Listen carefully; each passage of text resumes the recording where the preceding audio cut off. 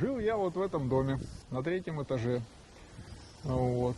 Ну, во что превратили дом? Его просто нету. Вот. Он разрушен.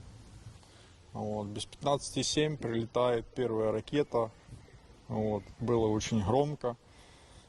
Я проснулся в шоке, выглядываю на улицу.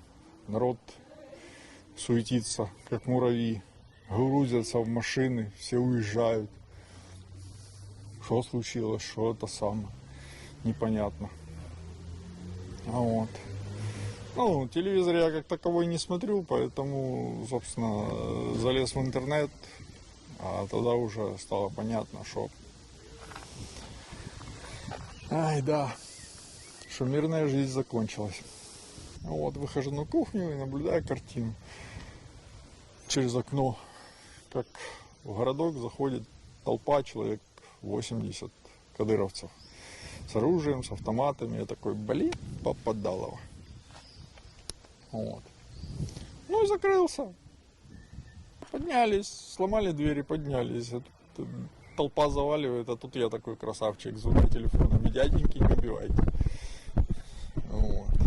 Ну, что, раздели. Начали татуировки мои смотреть. Вот. Шариться по квартире в поисках чего-то там. Телефоны есть, есть. Вот, давай. Достаю из кармана телефон. Еще есть, есть. Достаю второй телефон. Еще есть.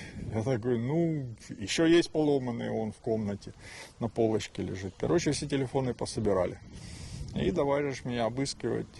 Раздели чуть ли не до трусов. Проверяли татуировки, эти самые синяки там и так далее. Давай же меня спрашивать, типа, ты корректировщик? Я говорю, какой я корректировщик? Даем тебе последний шанс тебе признаться. Вот, выходи в коридор. Вышел в коридор. Вот, на колени, руки за голову. Я становлюсь на колени, руки за голову. Вот. Он вытаскивает чеку из гранаты, кидает мне ее под ноги, а сам уходит и закрывает двери за собой. Помню, что 4 секунды есть у гранаты до срабатывания. Вот.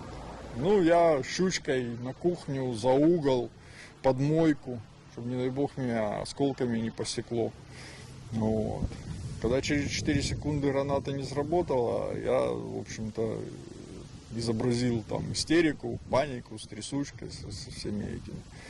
Надо было как-то что-то делать, в общем, чтобы они мне поверили. Вот. Ну вот таким вот макаром, в конце концов, заходят чеченцы, молодой говорит, о, странно, не взорвалось. Старый говорит, все, успокойся, это учебная граната, мы тебя типа испытывали там. Ну, кошмарили меня, короче, я так понял. Ну, короче, пинками меня долго меня потом еще в подвале фашистом обзывали. Это второй вход в наш подвал. Вот, подвал тянется под всем домом, вот, разделенный на кладовки. Вот. У каждой квартиры была своя кладовка. Вот в этих кладовках мы, собственно говоря, весь пленный обитали. Ну, когда вот нас сюда перегнали, вот это вот моя коморка, где я ел. Вот это вот как раз мое лежбище.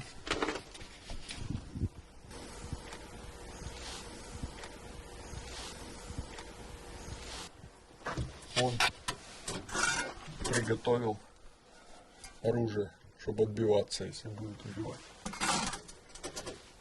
Вот. Причем я когда здесь остался, начал прятать здесь лопаты, ломы на всякий случай. Огнестрельного у нас ничего такого не было, вот чтобы можно было как-то хоть как-то защититься. Начиналось все под последним подъездом, с того выхода. Вот. Сначала мы сидели там, потом нас перегнали на эту часть, потому что ту часть заняли кадыровцы, они там сидели. Вот. А нас сюда передислоцировали, что называется. Вот. Мешали мы им там. Вот. Но нас становилось все больше, потому что дома разрушались. Вот 9-й дом разбомбили, когда он загорелся.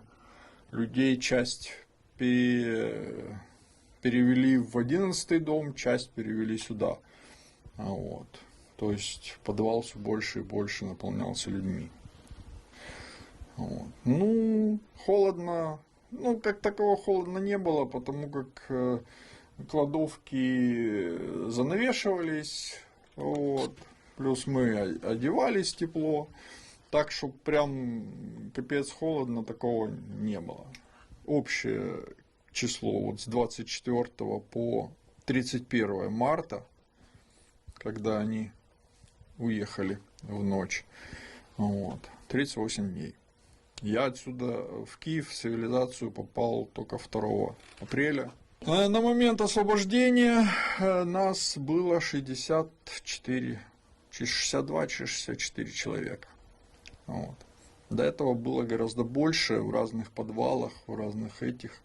Вот. Было 3 волны эвакуации, вот, в которых людей вывозили на Беларусь. Эвакуация это была добровольная. Вот. Ну, эвакуация это называли россияне. Ну, в основном люди выезжали из-под бомбежки. Вот. Из-под бомбежки, из-под вот этих вот условий, в которых мы жили. В каждой кладовке было оборудовано, что называется, место. Здесь вот, собственно говоря, можно увидеть, как мы обустраивались. Вот. Из того, что было под рукой, сооружали себе кровати. Ну, у кого-то в кладовке было персональное ведро для туалета, кто-то ходил на общий туалет, ну, по-разному. Вот. А вот это вот то, чем мы освещали наш быт, что называется. Вот. Я таких 2 десятка точно сделал. Вот проволока, вот. В середине фитиль. Здесь он из шнурка сделан. Я делал из бинтика. Вот. И подсолнечное масло. Подсолнечного масла нам кадыровцы много принесли в 5-литровых бутылках, поэтому мы его вот так вот использовали. Вот. Светило оно так себе, вот, но на отсутствие света и такое было, в общем,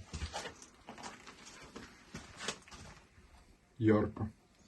Так что вот такие вот у нас были светильники.